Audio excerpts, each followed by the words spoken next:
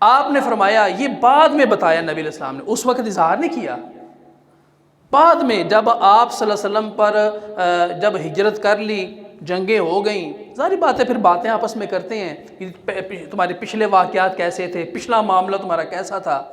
نبی علیہ الصلوۃ والسلام سے بھی پوچھا گیا کہ اے اللہ کے رسول آپ پر کیا بیتی؟ نبی صلی اللہ علیہ وسلم نے فرمایا کہ 2 وقت ایسے گزرے ہیں مجھ پر کہ سب سے زیادہ مجھے جسمانی تکلیف پہنچی ہے، اور ایک وقت ایسا تھا کہ مجھے روحانی تکلیف پہنچی ہے، میرے دل کو چوٹ پہنچی ہے۔ پھر آپ نے فرمایا کہ جسمانی تکلیف مجھے 2 دفعہ ہوئی ہے۔ ایک تو جب طائف میں جب میں گیا تھا اور ان لوگوں نے زخمی کر دیا مجھے، وہ میری جسمانی تکلیف تھی، اور دوسری وہ روایات میں آتا ہے کہ آپ صلی اللہ علیہ وسلم نماز ادا فرما رہے تھے، انہوں نے اونٹ کی اوجری جو ہوتی ہے آپ صلی اللہ علیہ وسلم پر آ کے رکھ دی۔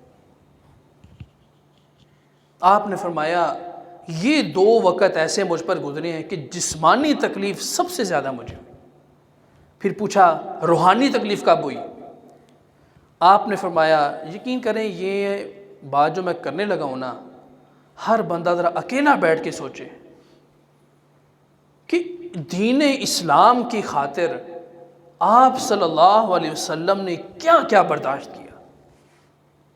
آپ نے فرمایا کہ روحانی تکلیف سب سے زیادہ مجھے اس وقت ہوئی جب میری بیٹیوں کو طلاق ہوئی تھی۔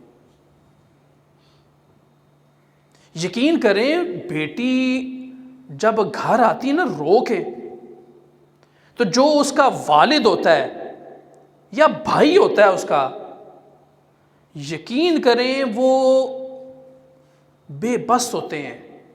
ان کے بس میں ہو تو وہ اپنی بیٹی کی آنکھوں میں کبھی آنسو تک نہ آنے دیں، اس پر آنے والے تکلیفوں میں سے ایک کانٹا بھی برداشت نہ کریں، لیکن وہ لاچار ہوتے ہیں، بے بس ہوتے ہیں، جو خاندانی حضرات ہوتے ہیں۔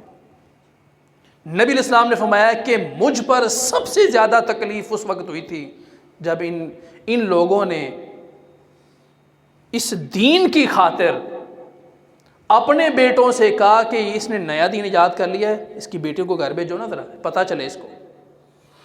آپ صلی اللہ علیہ وسلم نے برداشت کیا، کیونکہ آپ صلی اللہ علیہ وسلم اس کائنات کی حقیقت کو سب سے زیادہ جانتے تھے کہ اس کائنات میں اللہ تعالیٰ نے آزمائش رکھی ہے، اور اسلام لانے کے بعد تو آزمائشوں کے پہاڑ اترتے ہیں ان پر۔